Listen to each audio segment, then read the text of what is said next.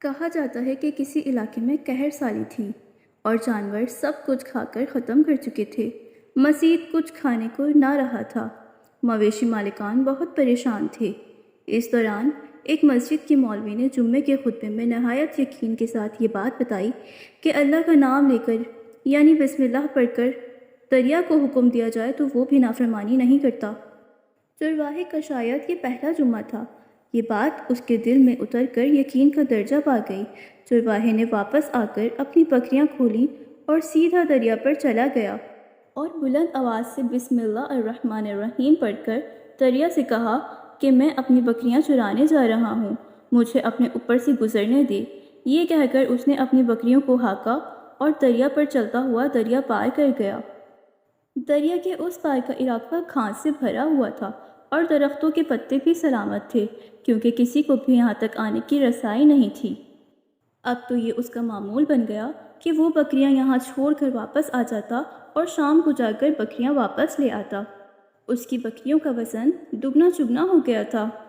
بہت حیران ہوئے اور اس چرواہے سے پوچھا کہ وہ اپنی بکریوں کو کیا کھلاتا ہے۔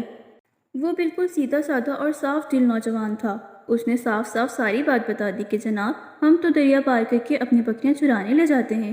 یہ بات سب نے سنی مگر کسی نے بھی اس بات پر یقین نہ کیا، کیونکہ یہ ناقابل یقین بات تھی۔ مگر یہ بات ہوتے ہوتے مولوی صاحب کے پاس جا پہنچی۔ مولوی صاحب نے اس چرواہے کو بلایا اور سارا معاشرہ پوچھا۔ چرواہے نے مولوی صاحب کو ہی حوالہ بنا لیا۔ مولوی صاحب، میں تو آپ کا شکریہ ادا کرنے والا تھا۔ آپ نے جمعے کے خطبے میں نسخہ بتایا تھا کہ بسم اللہ پڑھ کر دریا کو بھی حکم دو تو وہ بھی انکار نہیں کرتا۔ مولوی صاحب حیرت سے اس کے چہرے کو دیکھتے رہے۔ مولوی صاحب نے کہا، اے نوجوان، ایسی باتیں تو ہم ہر جمعے میں کرتے ہیں، فقط ان کا مقصد لوگوں کا ایمان بنانا ہوتا ہے۔ مگر بکریوں والا ڈٹا رہا کہ میں تو بس بسم اللہ پڑھ کر پانی پر چلتا ہوں اور بکریاں سمیت پانی پار چلا جاتا ہوں۔ آخرکار مولوی صاحب نے صبح سویرے خود یہ تجربہ کرنے کی ٹھانی اور چرواہا بھی آ گیا۔ مجمع زیادہ تھا۔ مولوی صاحب نے ایک دو بار سوچا کہ انکار کر دوں، مگر وہاں موجود لوگ بہت جوش و خروش سے اللہ اکبر کے نعرے لگا رہے تھے اور مولوی صاحب کے حق میں تعریفیں کر رہے تھے۔ آخرکار مولوی صاحب نے ایک رسی منگوائی اور پھر اسے ایک درخت کے ساتھ باندھا اور پھر اپنی کمر کے ساتھ باندھا اور پھر ڈرتے ڈرتے بسم اللہ پڑھی اور دریا پر چلنا شروع ہو گئے۔ مگر جیسے ہی مولوی صاحب نے اپنا قدم پانی پر رکھا تو فوراً ہی پانی میں گر گئے اور وہ ڈبکیاں کھانے لگے اور پانی کے بہاؤ کے ساتھ بہنا شروع ہو گئے۔